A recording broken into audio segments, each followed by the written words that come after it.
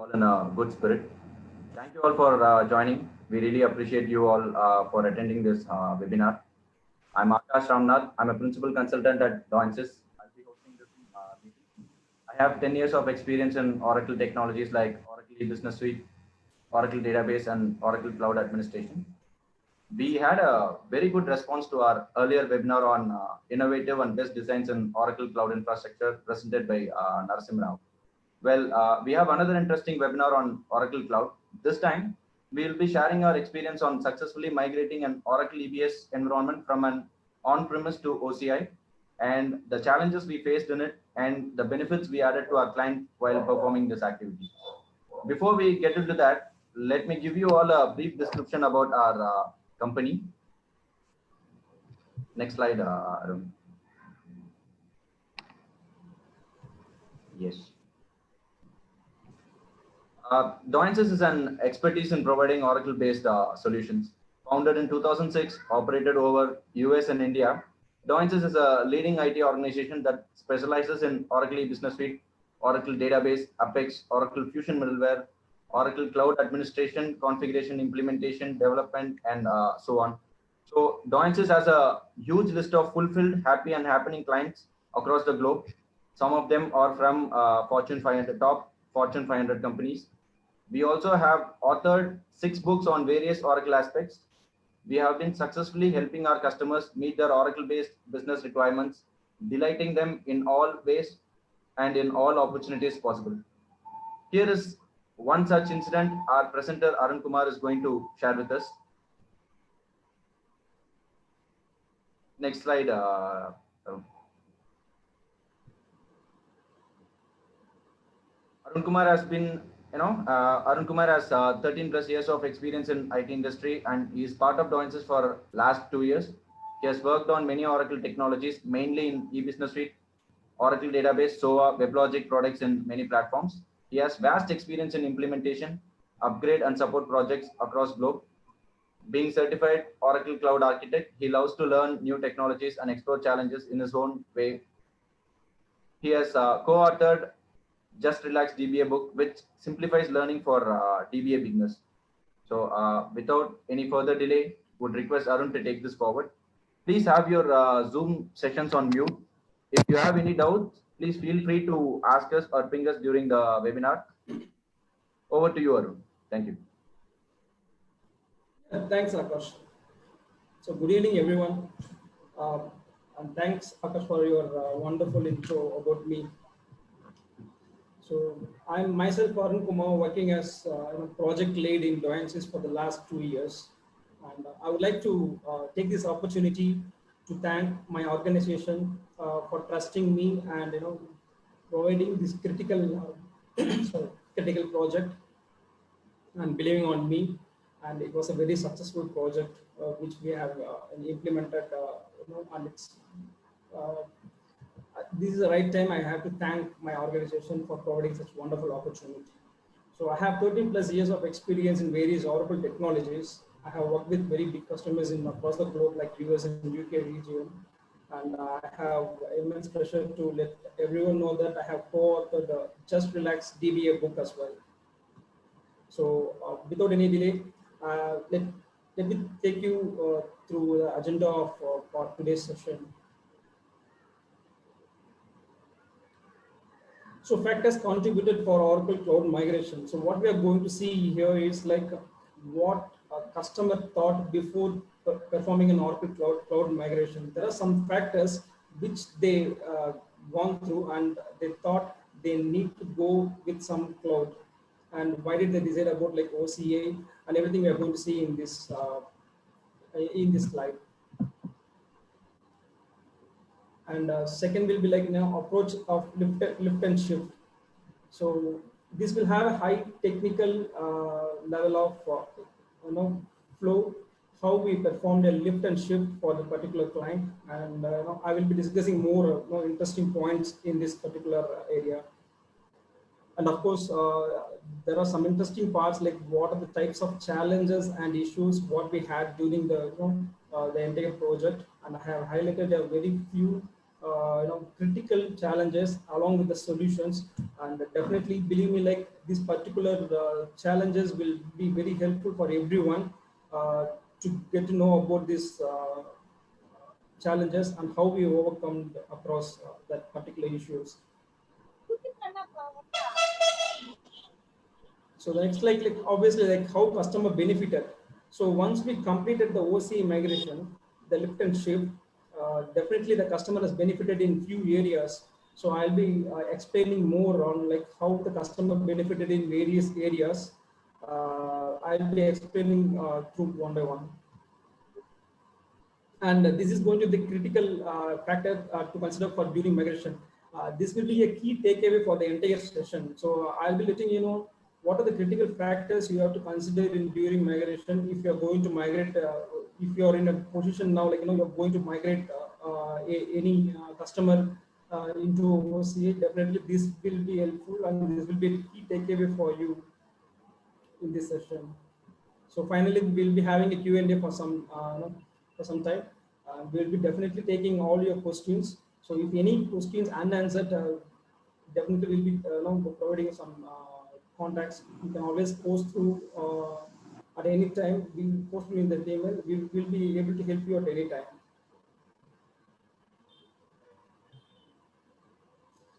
So I would like to know, let you know about the client which we worked on.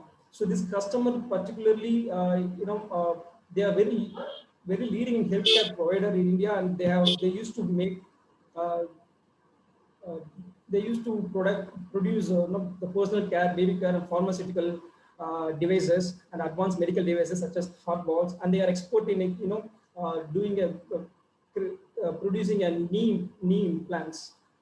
They used to do all the such devices, instruments as part of their healthcare division. So the customer has been using e-business suite for more than 15 years, and they recently moved to the e-business suite, which we performed very successfully. They were in 11.5.4, and they upgraded to 11.5.10, and then they upgraded to 12.1.3. And the next critical project was like moving from the on-premise to OCI.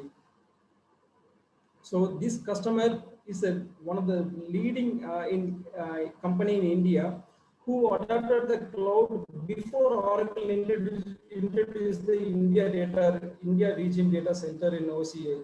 So when we implemented, there were only 5 data centers across the world. OCA had never had any India data center. And we have an very few handful of data center which we decided to go with UK and US based data centers to deploy their current production environment. And this information has been shared in the Oracle official blogs as well. When Oracle was introducing 4 more data regions, I believe like in 2019, there was an official blog where they were highlighting this particular client in their own blogs as well.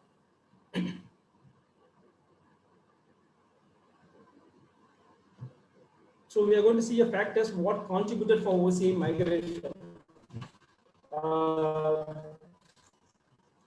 The number one will be like the age-old hardware and the urge to move from Solaris to Linux.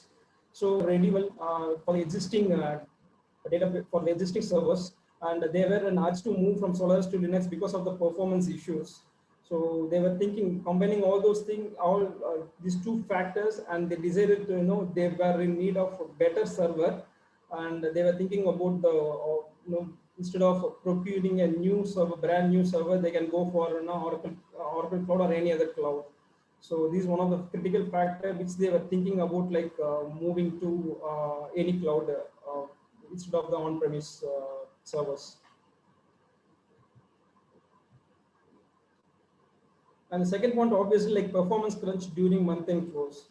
So customer were having branches across India, and there were many people who used to run many long-running reports in the system during the last 2 days of the month end. So this in turn, like there was a DBA team who used to sit closely monitoring the system, and they used to put the jobs on hold allowing the month-end job to run, and there were many manual intervention when they were doing month-end cutoff, month-end close activities. So they want to get rid of. They already had a good server, but the server was not performing up to their expectation. So I'll be discussing like more on this particular point in later slides. And the third point is like network upgradation and security. So as even the network was due for renewal, and they were looking for a better network layer, uh, compromising they also were looking security in terms of in network. They were looking for a very promising network where they can make use of the servers and VPN as well.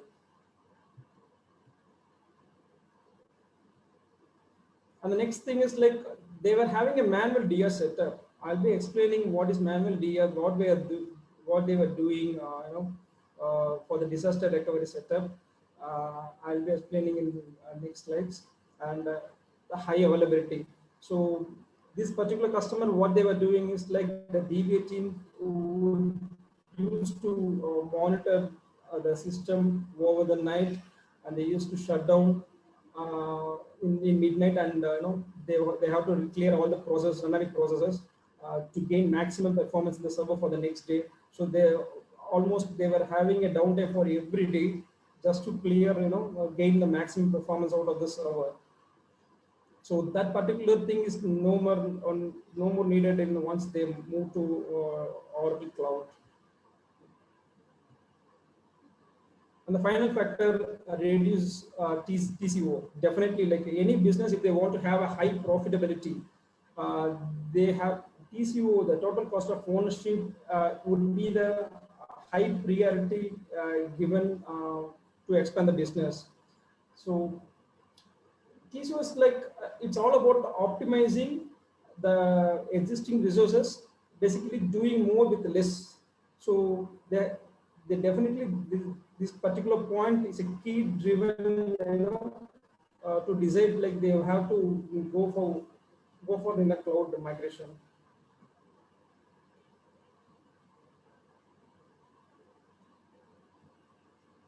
So approach lift and shift. So I'll be explaining the high level concepts like what we did technically for completing a lift and shift. So at the end of the slide, I'll be giving some buffer time to ask any few questions. Like if you have any questions, definitely you can post in the chat, or you can unmute yourself and ask me. I'll be able to explain the things to you. So let me go through one by one. So the customer want to have a literal lift and shift of the existing architecture to the cloud, from the on-premise to the cloud. They don't want any upgrades. They don't want any manipulation in their architecture. Nothing. They just simply literally need a lift and shift without any problem. So that was the first thing. And what we did is we decided to go for an export import method. So as most of us know that there are a lot of migration methodologies we have. The key reason why we took for export and import method was since it was a literal lift and shift, this will be the export and import will be very helpful while doing to complete a smooth migration during the cutover time. On top of that, the database size was like 1.2 terabytes, 2 terabyte of size, which is a key thing. Export import definitely would support. So that was our confidence. So we did not explore much on performing various methods. So based on our experience, we know this for this particular size of database, we'll be able to complete this particularly in export and import using EXPDP and IMDB. So next thing is preparing the database and streamlining and improving the performance of export and import process. So what we do is yeah. I have a question. Are you taking questions? Yeah, go ahead, please. Go ahead, Jan. So we have a 2.6 terabyte EBS system, and I thought it was not supported for export import, and only transportable table space was possible. Is there a reason why you didn't use transportable table space? Yes, definitely. There are some limitations like when using a transportable database, table space. Like what happens is the database character set has to be minimum.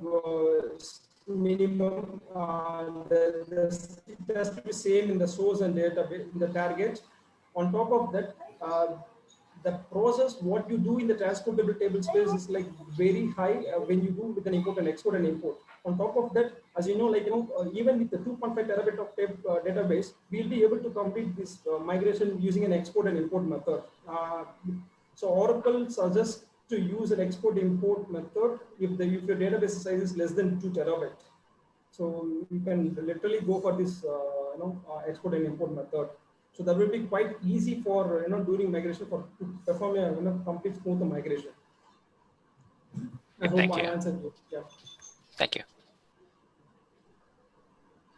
So preparing the database and streamlining and improving the performance of export and import process. So while we were doing an export in the source database, we literally it took 26 hours of time, which we thought that's not a correct time while doing an export.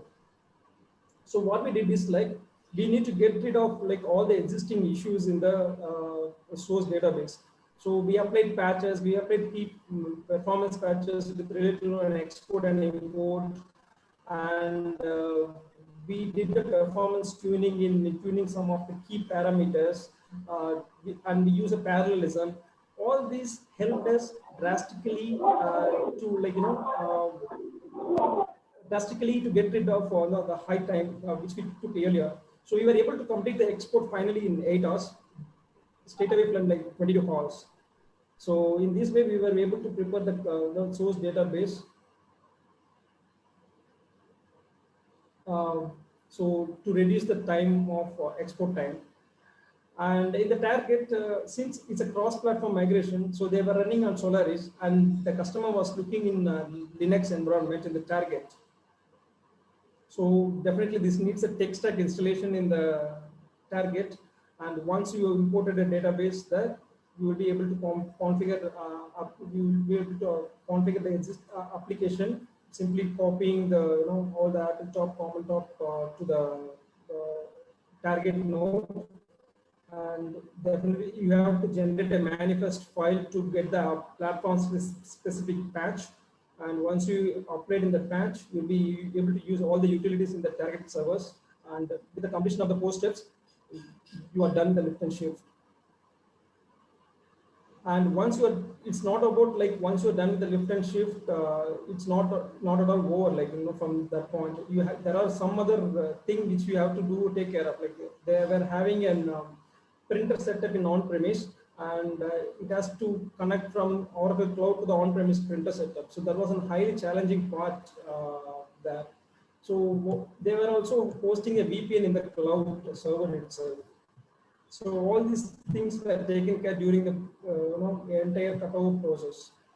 And I will be explaining what challenges we had during the on-premise printer setup in the next slides. And they were running an Apex to generate some reports, and they were looking only the Apex upgrade during the migration.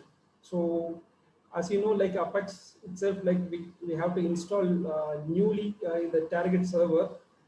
So we decided to go for a higher version, and we automated a smaller part of process using a shell scripting, be able to migrate the workspace, the entire workspaces from on-premise to Oracle Cloud without any problem.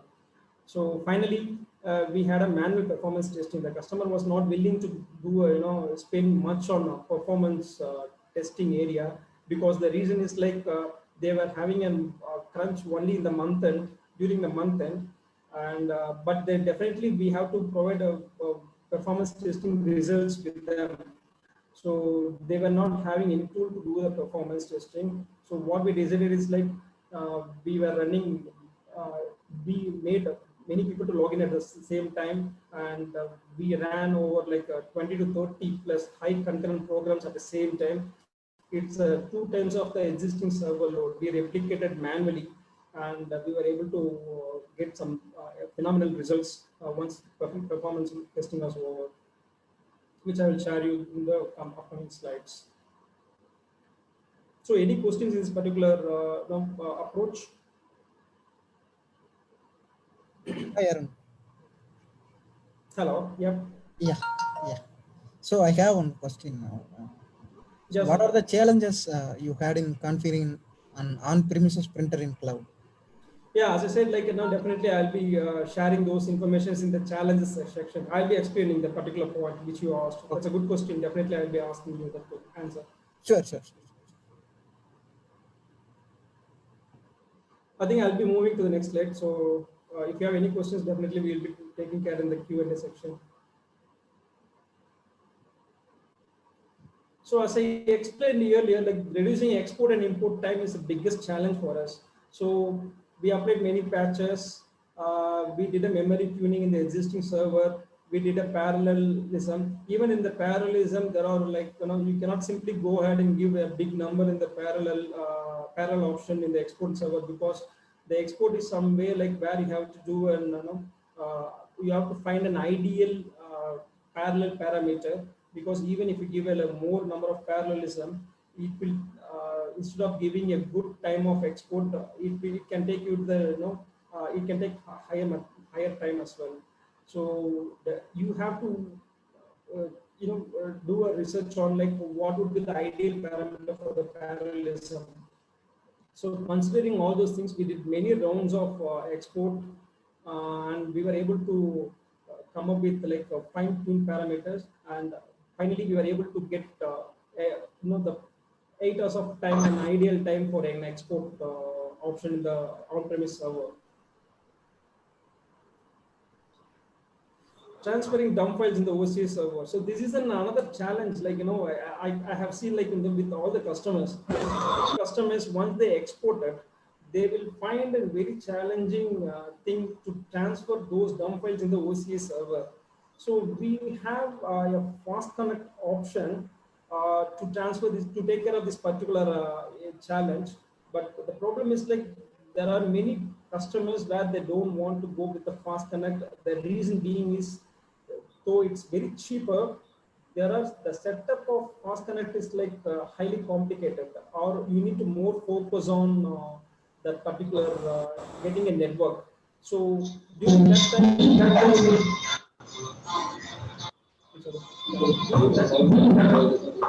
I request everybody to mute themselves.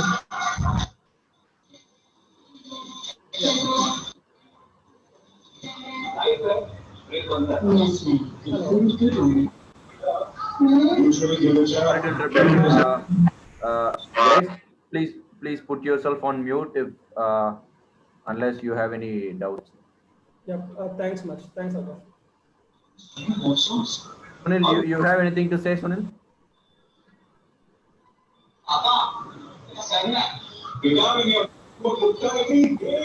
Hello?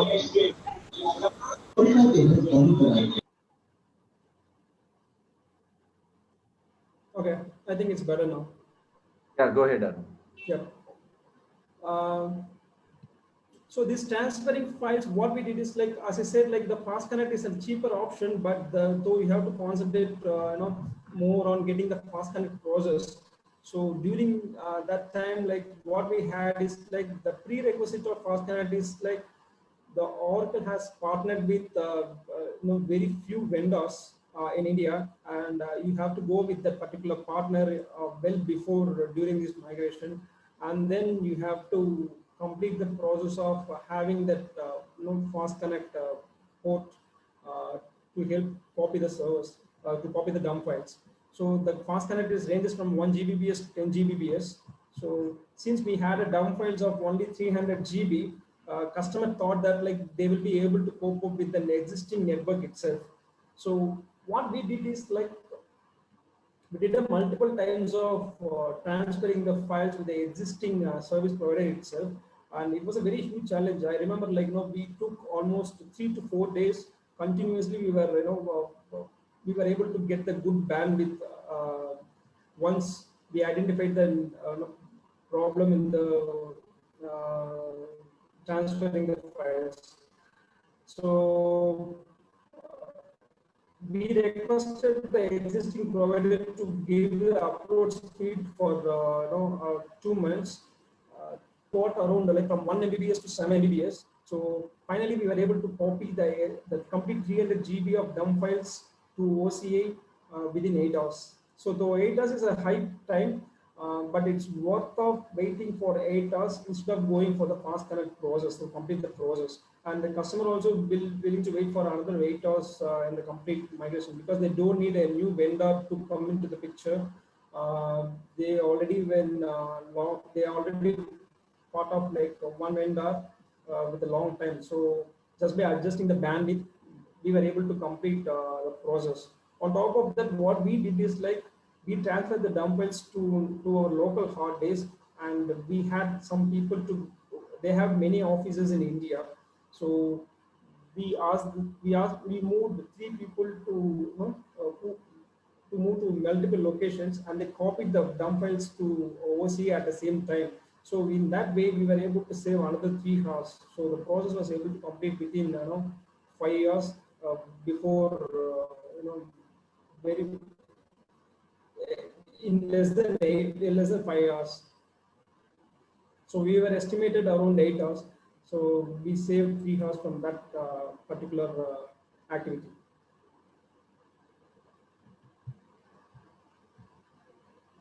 So reduction of cutover time. So this is something which you can do it by yourself. Like once you have a complete cutover plan very well in advance. So during the mock upgrades, definitely you'll be having a very cutover, very well designed, structured the cutover document.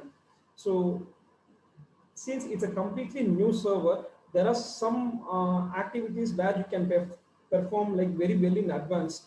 I can give you some tips like what we performed during that time. So we created all the OCI resources with respect to the production server in advance. Like let it be like creation of a server, storage, VCN, and whatever it is. Like we have opened the ports, updating the security lists, and everything we created well over in advance.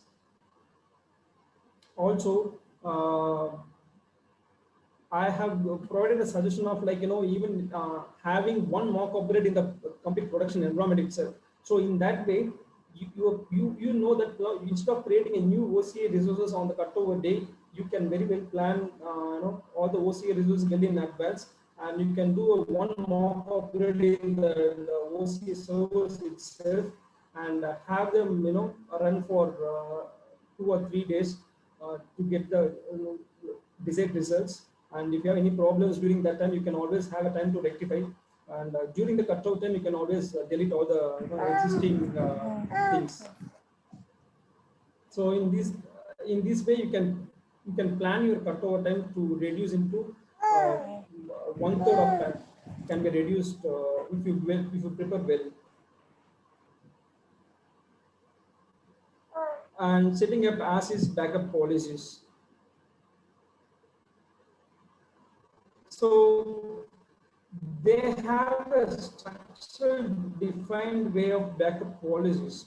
So in on-premise, they were doing a disk backup where they had 2 mount points, and they were taking a backup in alternative mount points, and they call as an odd backup and even backup. So what the current backup policy is like something like this. So they will take a full backup in one mount point on Monday, let's say on Monday, and they will take another backup on the very next day in the next backup point, another backup point.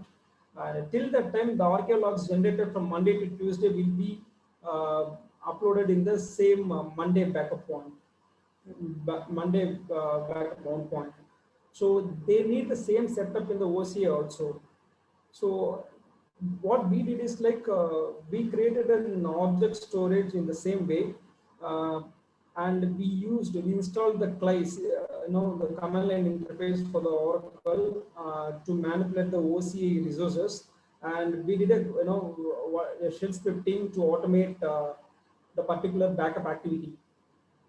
So in that way, we were able to achieve the existing backup architecture in the OCA cloud as well. And the customer was very satisfied in that particular part. So configuring an on-premise. I have one quick question just to backtrack on the first. I'm sorry, about reducing export and import time. I'm just curious. Did you use compression on when you did the export for the metadata and data?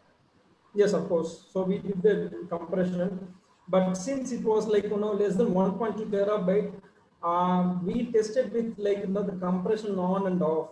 I don't think like there were huge time reduced. I would say like somewhere like 1 hour. The compression was giving only 1 hour of time, but still we went with the compression method only, the export and import method. Just one more question, if you don't mind. So when we do our exports, of course, we know metadata is exported in single thread, not multiple thread. You can do like parallel 18 or something. It'll just wait to export all the metadata. Did you find any ways to improve the speed for that? Yeah, that's what I told, right? In the parallelism, when you use a parallelism, everybody will be an assumption that if you use many parallel threads, you'll be able to get maximum out of the server, but that's not the case in the export and import. So export and import is something like where you have to do a multiple iterations to get an ideal parameter. So if you are using an 18 thread, you have to always try with a 16 and 14 and 12 as well. And sometimes you will end up with like definitely you will end up with an good results with less using a less number of parallelism. So even we used like 20, started with 20. First we started with 10 and then turned to 20, and it took some more time. And then we identified like 12 as the ideal parameter for the existing server. So in that way you can do that.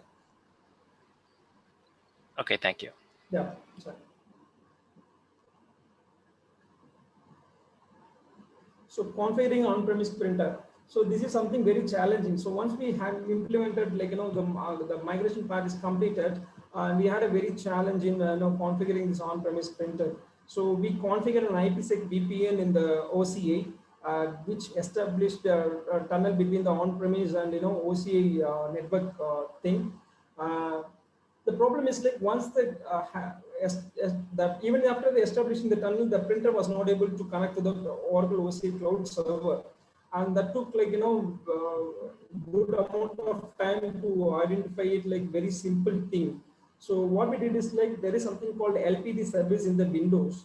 So that service was not running in the all the printers which it was hosted.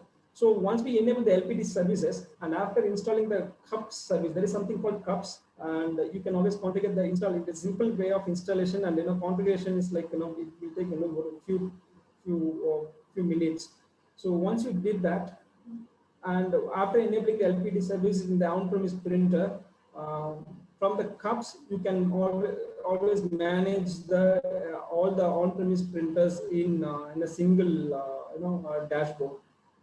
So after enabling the LPD services, we were able to print from the Oracle Cloud. And even after printing, and we were not getting in a good shape. Like the printer was not able to print in a specified format. So we have to test with multiple drivers, and there are some layouts we have to choose accordingly to your server. So once we able to find that particular driver and the layout, and everything was good.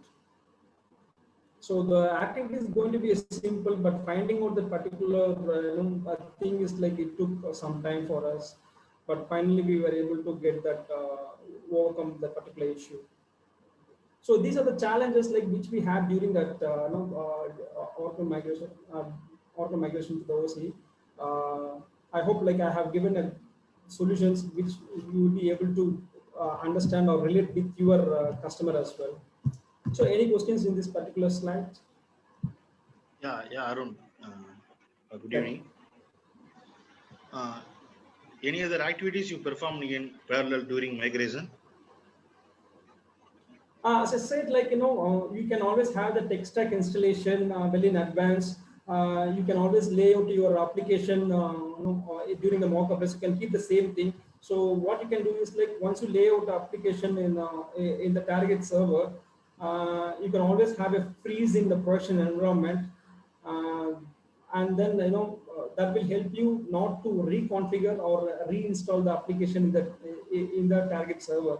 In that way, you can save huge amount of time during cutover time. Okay, thank you, thank you. Yeah, thanks. Arun, I have one question. Yeah. For backup, why OC object storage was chosen instead of block storage? That's a good question. See, OCI object storage is much cheaper. You can always find that in Oracle website also. So Oracle block volume was like when we performed that Oracle block volume during that time, there were no provision of resizing that volume when it is online. Now you have an option, I think, like you can always resize in the existing volume when it's attached to our servers. When we were performing it, like there are no option of resizing that block volume. On top of that, block volume was like very much very higher cost when compared to the object storage. So that is the reason. Like also, but if you're using an object storage, you will always have an that installing a client, Oracle client, the command line interface was very helpful in creating an object storage in the specific date, and you can always run over. You can always play with in the shell scripting to create and delete whenever you need it. So considering all these facts, we went with the object storage, and you're not going to do anything with the object storage. Once you take a backup, you are going to keep like hard disk. So I used to suggest for a backup, the best thing is like object storage. Thank you, Arun. Yeah. Arun, Abhishek here. I have a question about transferring the compressed backups. Instead of transferring the backups from multiple locations, you would have used Fast Connect, right? Yes, Abhishek. Like that's the reason. Like I explained in previous slides, I believe. The Fast Connect, the end-to-end process which we have to complete with the Fast Connect was higher.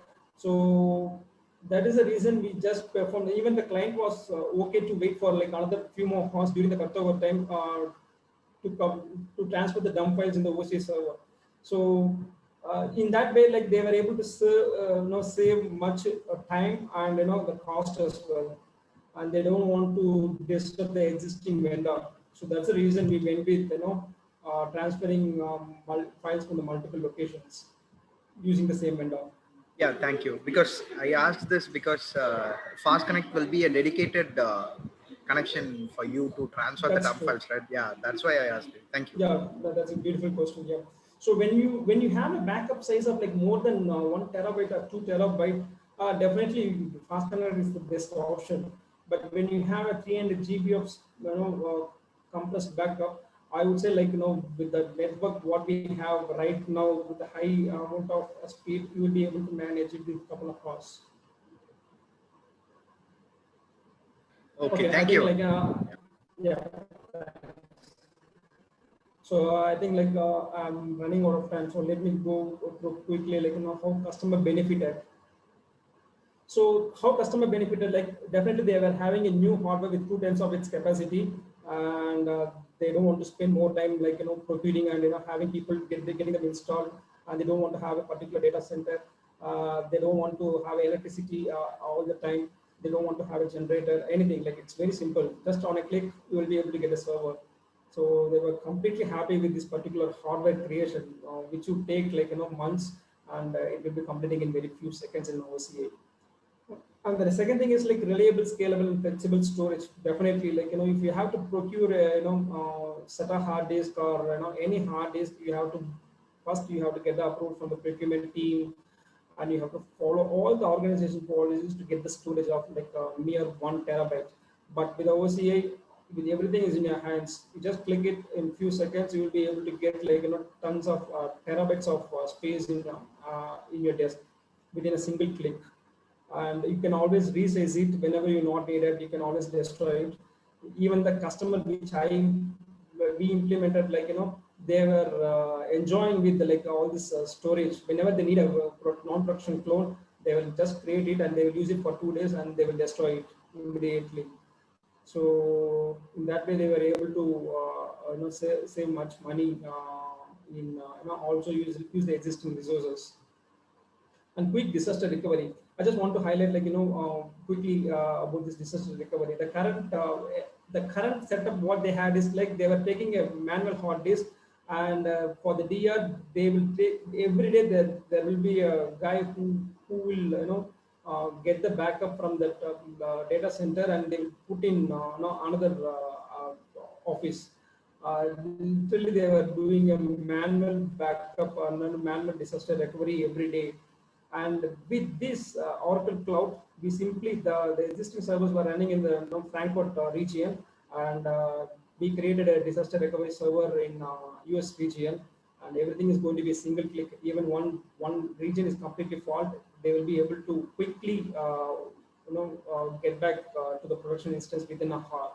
And that way we have set up that disaster recovery in the Oracle Cloud. And automated backups of the company policy. I think this is something which I explained earlier. So we performed and used the CLI and shell scripting to have the existing architecture, backup architecture in the cloud as well. Performance improved up to 15 times. Definitely, there were some reports which took more than 20 hours, has drastically reduced into 30 minutes. And the customer was very happy. We replicated 2 times of load of existing on-premise server in the Oracle Cloud, and the Oracle Cloud was able to take it up with very few seconds. So we have given a very performance testing manually. The results were phenomenal. Results came out of that particular testing. So I have a question. So you say the client was very happy. Some of his concurrent jobs ran 15 times as fast. Now, is it due to? Do you know why he got such a great performance? Was it because more CPUs was added?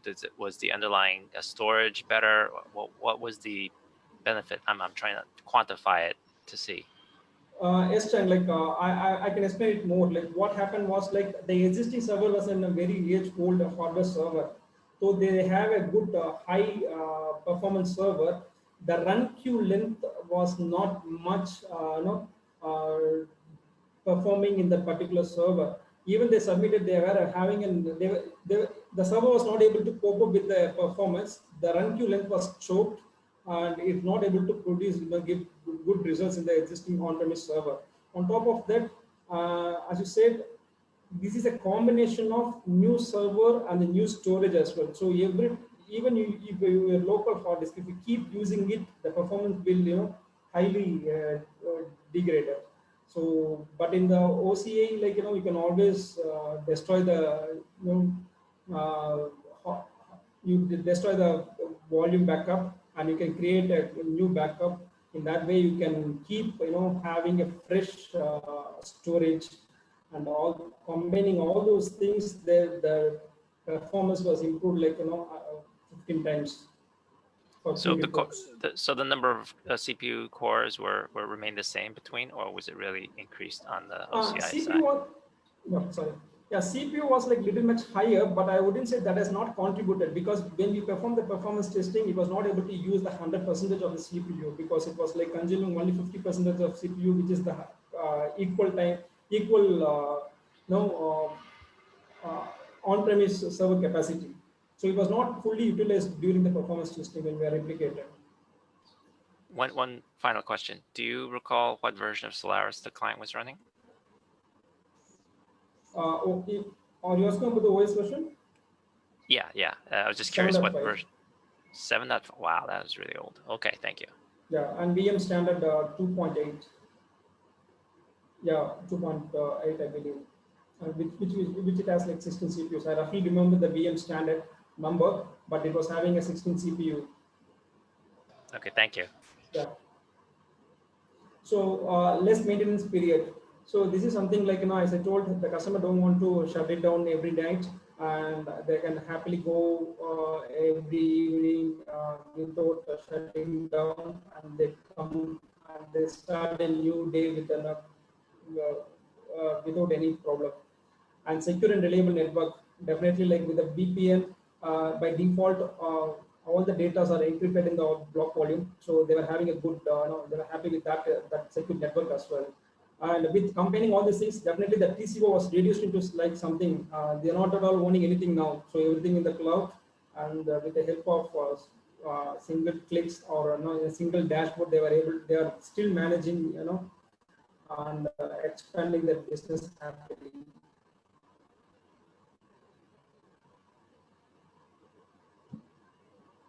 So critical factors for consideration. So first point, I would say like choose the right strategy. Export and import, cross-platform migration, whatever it chooses, like you just go for it and make sure you keep do many iterations until you achieve your time. And choose the migration steps. Once you have make sure you always prepare a cutover document kind of thing during the performing the mock upgrades as well. That will help you to identify where which part of area can be done in parallel. Also, you have to make sure you fix the existing issues in the on-premise server. You never want to take that into the Oracle Cloud and fix it, because that will avoid smooth that will have a problem with that during migration. So if the migration wants to be a smoother one, make sure you fix all the issues in the existing servers, on-premise servers. And you plan and create the OCI resources for the production well in advance, and that will definitely reduce the cutover activity time. And networking and connectivity. So make sure you design a VPN, VCN, you design all the things well in advance. If you have multiple users, make sure you use them, put them in the groups and create the private and public key well in advance, and put all the things well in place before the cutover time. And it's not about the cutover, and these are things which you have to document and keep it with yourself. Private and public is something which you have to because during the cutover, during the mock upgrades or development time, you will be creating many private and public keys. Make sure you destroy them everything and keep only one thing for production. So high availability and DR, you can always choose you can relax it, and you can always choose any servers from any regions part of the world.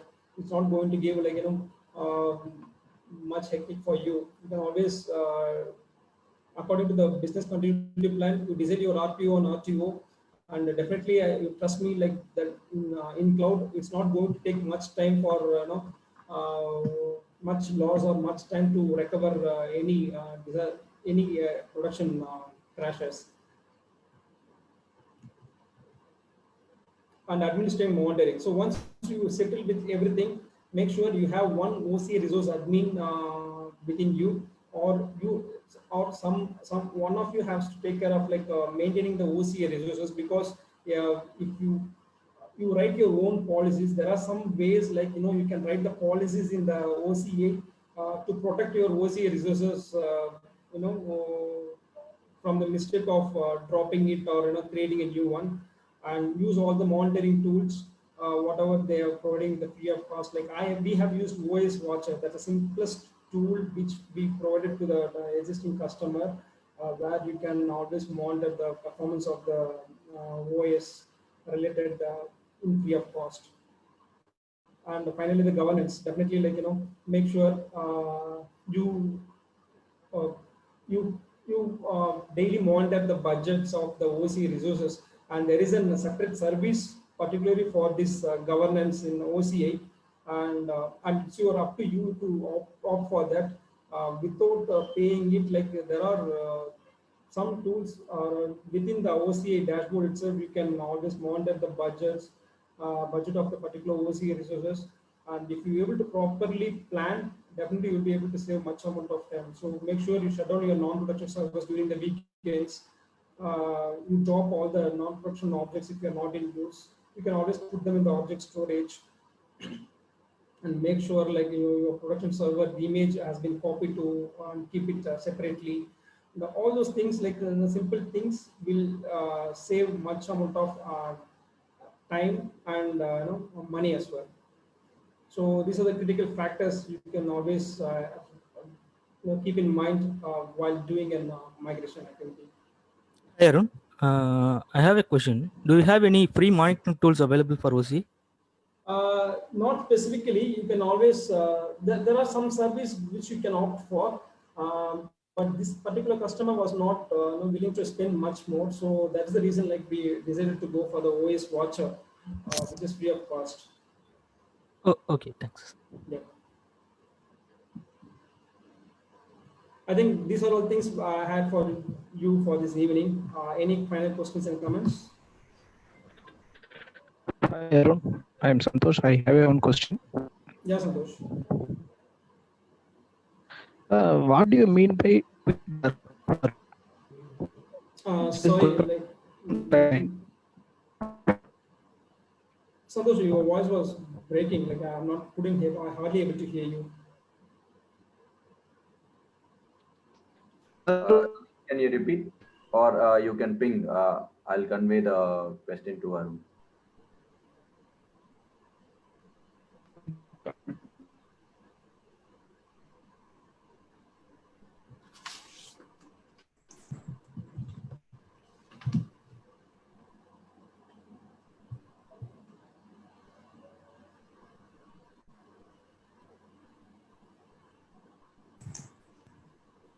Okay, Arun, question from Santosh is, what do you mean by quick DR? As I said, like the quick DR is nothing but like you copy your production kind of service. Once you implement it, you create a image of that existing server and put that in the object storage, and you always create a backup of your existing volume every night, and then you put that in the separate volume. So if you need a quick DR, what it's going to be like in a matter of seconds, you create your own server with the image what you have created already, and that will give you an image and boot volume, and you simply attach the last backup of your block volume to that particular server which you have created, and that's going to be a DR. So that's why I call it that as a quick DR in OCI. Arun, GKV here. Yeah, GKV. In what frequency it is getting copied? So we decided like there are two backups. One is like the complete block volume backup, which is going to be a very high of 2 or 3 terabytes of volume. That is getting copied overnight, every day. So the way we automated is like you simply put the complete backup in a begin backup mode, and you take a snapshot of the existing volume, and you end the backup mode in the database. So in the entire activity which we automated is going to take a 1 minute of activity, and using the OCI command line interface to delete the previous backup and make this backup as a previous backup. So in that way, you automated, daily it will delete the old backup, and it will delete the existing backup, the entire volume backup within a matter of 2 minutes. Okay. And, so as you mentioned, we have not enabled any fast start failover like that, right? Which is disabled. No. So there was some disk backup also they were looking for in order to maintain a 7 days of backup as per the company policy. So we used to perform a disk backup every day, every night, and that those images will be copied into the object storage, and that will be every day a new object storage will be created on the particular date, and that will be uploaded into that servers from the disk. And the way we automated is like 7 days of data will be retained in the disk backup, and we left that object storage to customer own desire. Like whenever they need it, they can monthly once they can delete all the old object storage from the end. Okay, thank you. Yeah. Hi Arun, this is Abhishek. Yeah, Abhishek. How do you make use of the OCI resources to save costs? And what things you did for the customer in terms of saving the cost? Yeah. So as I said, like earlier they were having two non-production servers. So now they used to have only one non-production server. So whenever there is a need come, they used to clone the existing image of the production server to the new server. So within a matter of hours, like say 3 hours, they will be able to give a complete clone to the developers and people who need an environment. So once they use it, what they do is like they just destroy within 5 hours. They make use it for 5 hours or 6 hours, whatever they need it, and they destroy it. So in that way, they will be able to get cost less from the budget. And from the OCI, as I told, like we automated very few things, like deleting the volume backup and retaining only one volume backup every day, and having the rest of the disk backups in the object storage. So if you want to automate, definitely you make use of that OCI client in your server. Thank you. Yeah. I think I'm sorry for the delay. Like I took more than like what we had. We planned for only 1 hour and it took almost 30 minutes. And I think if you have any other questions, definitely email us. We'll be able to help you out. And thanks for the wonderful evening and thanks for your time. And over to you, Akash. Hi. Thanks for the wonderful session, Arun. So guys, if you have any doubts, you can always feel free to reach us out. So if at all you don't have any questions, we can wind up this session. So yes, I suppose we can wind up. Thanks for your time. Thank you all for your participant. Thank you, Arun. Bye. Thanks. Okay, thanks. Yeah, thank you, Arun. Thank you. Thank you, Arun. Thank you. Bye-bye.